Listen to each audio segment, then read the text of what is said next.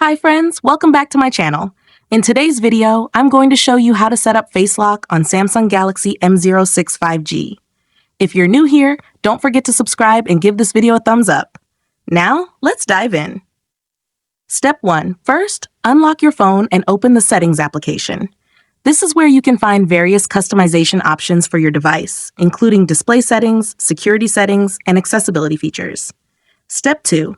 Now, locate the search icon in the top right corner and tap on it.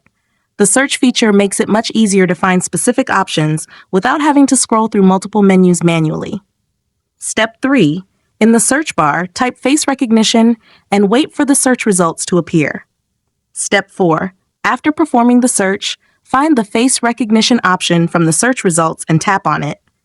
Choose the face recognition option again, then enter your password. Step 5. For the last and most important step, tap Continue and follow the on-screen instructions to register your face. Make sure your face is fully visible and the process reaches 100% completion. Face Lock will now be enabled on your Samsung phone. If you found this tutorial helpful, don't forget to give it a thumbs up and subscribe to my channel for more great tips.